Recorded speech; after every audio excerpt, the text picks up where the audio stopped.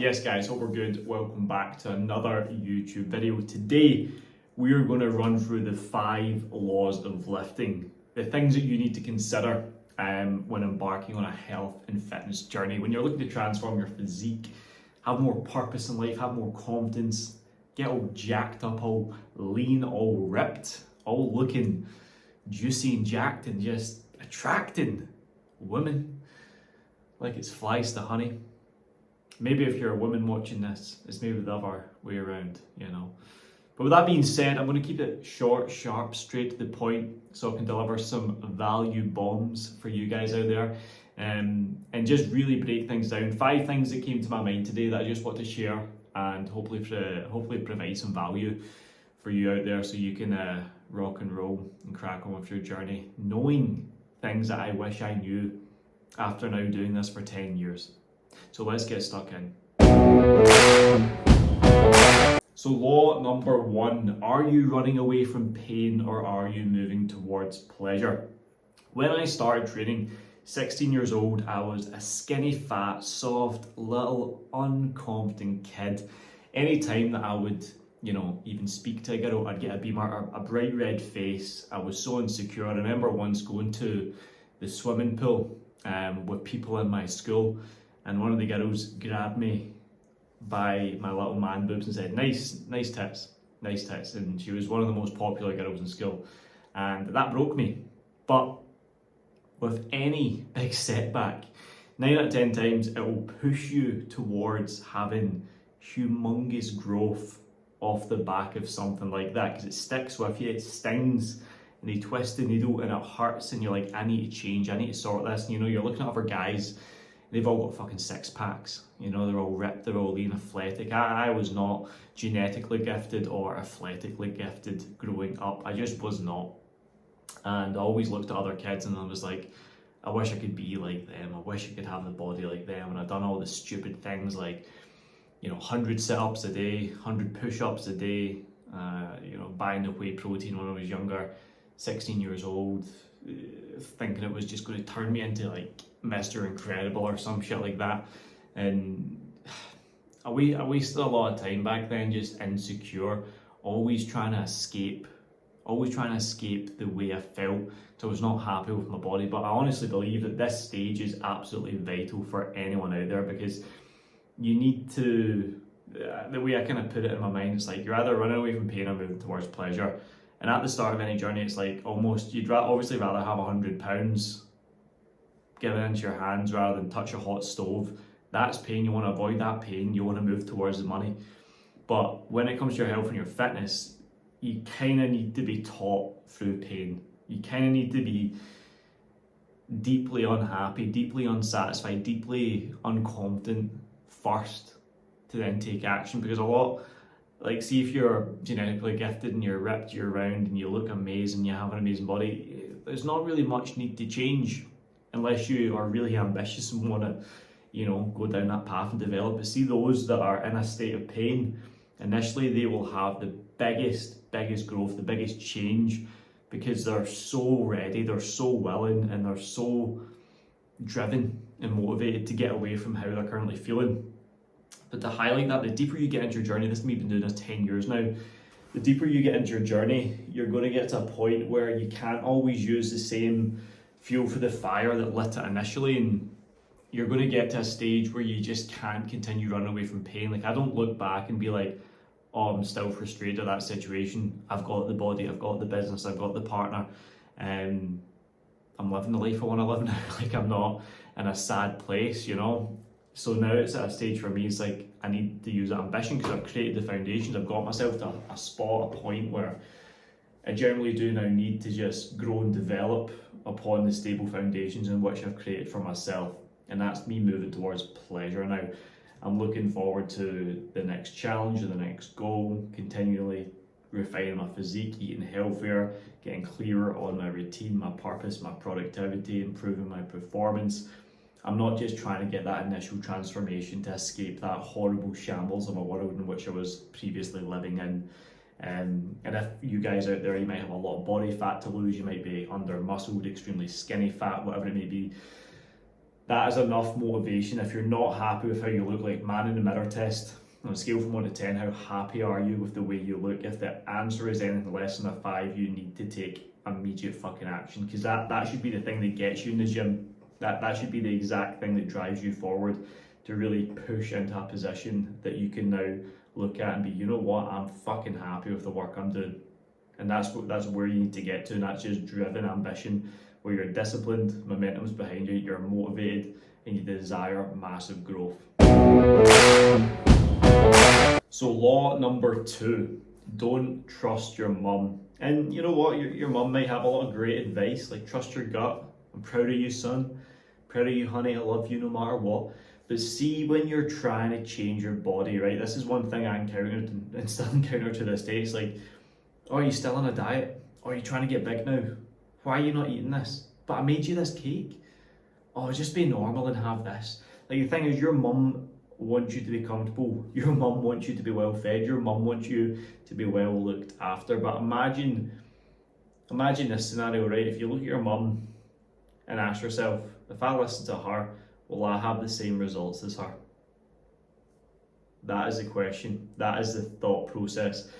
Because I'm not saying be a dick to your mum, not at all. But I'm saying your mum will have her own perception of your situation. Your mum will have her own kind of thought process behind who you are, what you are. You're always going to be her little baby boy. But you cannot let external factors like someone else's opinion dictate whether you do or do not stick to your diet, whether you do or do not achieve your goals. Because if that was the case, then you would not be player one in the game. You would just be a NCP or an NPC, whatever you call them, and just be a yes man, listen to everyone. Oh, it's like, oh, I really am on this. I'm going to stick to this diet this time. I'm going to lose the weight. I'm really going to go for it. Then what? Go to your mum's on a Friday night. She's made you this big nacho cheese burrito buffet thing. It's beautiful. It looks amazing. You're like, but I'm dieting, mum. I can't have that. She's like, oh, go on. I made it just for you. And then you eat it and you weigh in the next day and you're 5 pounds up and you're like, fuck, I shouldn't have that. And you hit the fuck it button. And because you've had one real bad day, you just ruin the next couple of days. And the thing is, what you need to think about, and I love this quote, it's like, if you get a flat tire, you wouldn't get out your car, slash the other 3, then pan the windows in and set it on fire, would you? So why do you do that with your diet? You need to stay resilient and disciplined to your goals. It's called personal responsibility, personal accountability. And as you grow up and develop as a man, you will soon realize that no one's coming to save you. You have to do this shit yourself. So don't take your mum's advice. She doesn't know what protein really is. She'll probably say salt's bad for you. She'll probably be happy for you to eat 4 servings of her homemade cake because it just shows that you love her food so much. She doesn't care about your results as much as you should. And that's something you really need to think about. Law number 3. So you will get injured. Going into the gym, lifting heavy weights, performing at a higher physical and psychological level, challenging your body, forcing a metabolic adaptation, driving stimulation with your muscle cells, breaking down tissue, tiring yourself out, fatiguing yourself out, running a certain distance, you're gonna get injured.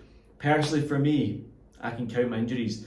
I have a torn AC joint, wing scapula, dislocated shoulder, and I have snapped. At one point, it's repaired quite nicely now.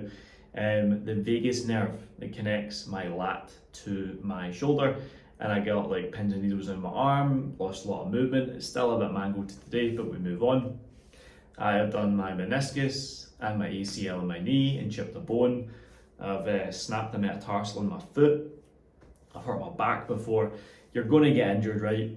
That's it. You're going to run into little boo-boos and little setbacks and little knocks and little things that are going to cause a lot of disruption to your overall progress. And it's going to be frustrating. But you can't have progress without enjoying the process. And every time you get an injury, you have to learn through the pain teacher. Once again, similar to how you felt back in law number 1, you know, similar to You're not in a place you want to be in. When you get an injury, you're not in a place you want to be in. So you have to learn from that.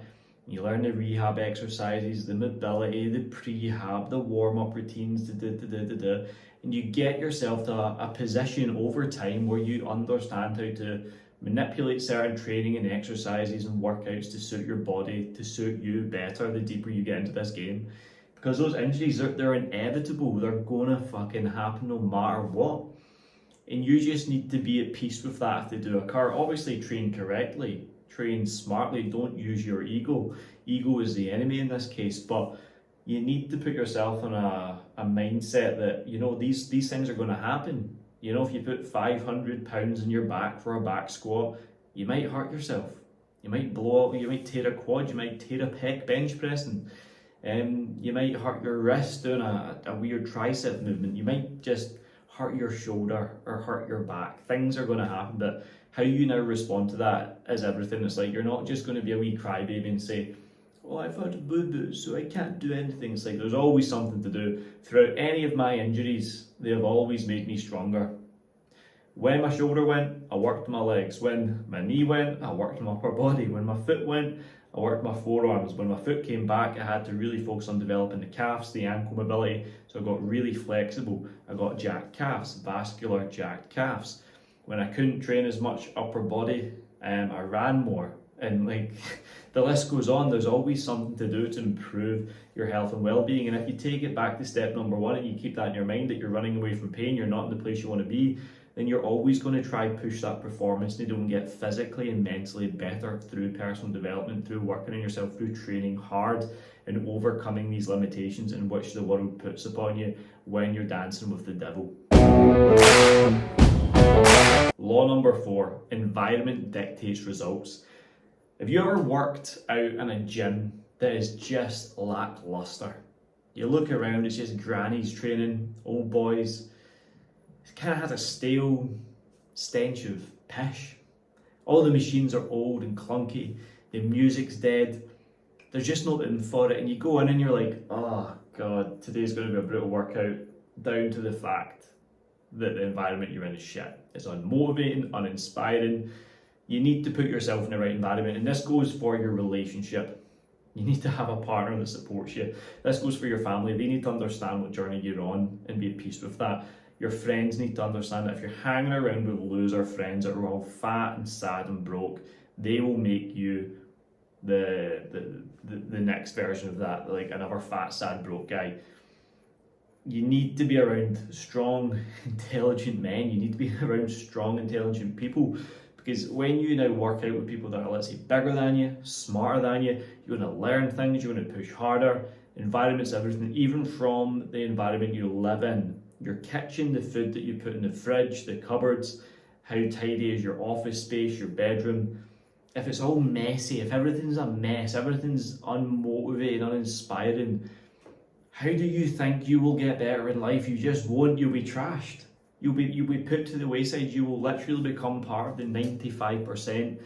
They just don't care, right? And the minute I clean my office, man, me and my partner always do a Sunday deep clean everything, get the food all ordered, fresh, good, whole, nutrient-dense food in the cupboards. We know our gym schedule, we know where we're training. My camera died. My camera fucking died, but hey ho, we're back. We're back. But as I was saying, we know what's going down from the training perspective, diet perspective. We know what we're doing from a routine perspective.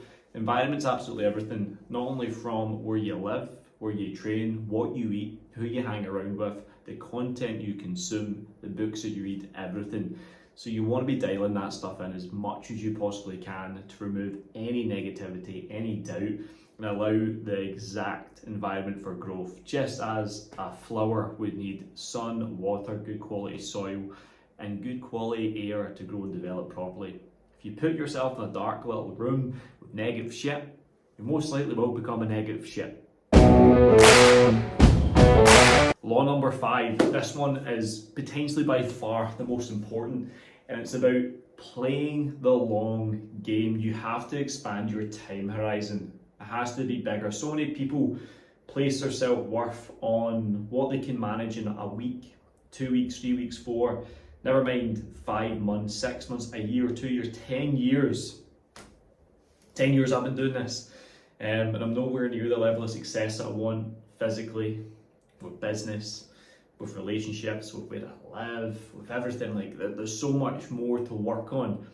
But if I only validated myself based on what I achieve in a week, then I would put so much pressure on myself, the expectations would be so high, I would end up corrupting my overall mindset. And the thing is, with long-term consistency, don't be like, right, I'm going to train every single day this year. Don't do that.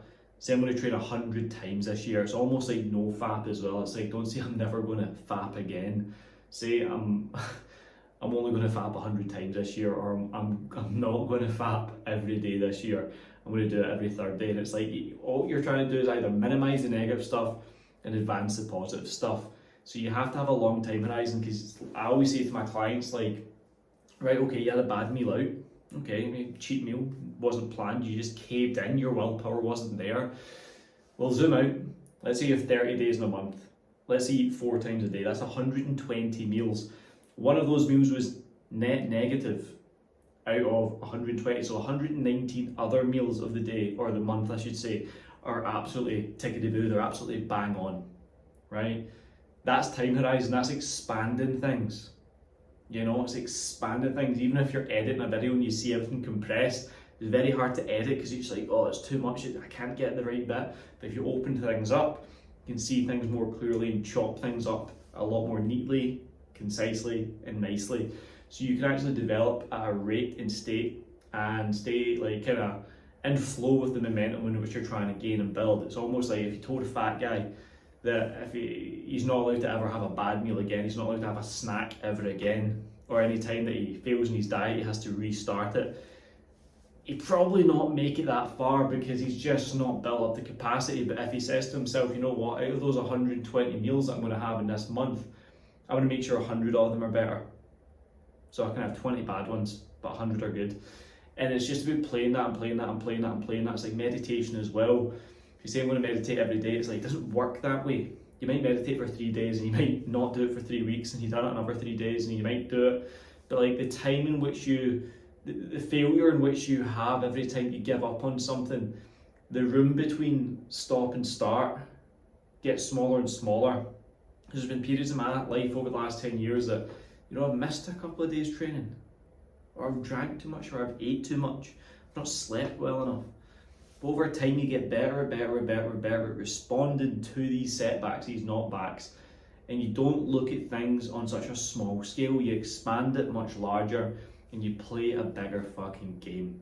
So guys, the 5 laws of lifting that you need to know that I wish I knew earlier. If you enjoyed this video, drop us a little rate, a comment, a subscribe, whatever the people of YouTube like and do these days. Much love, guys. I'll see you in the next one. Catch you.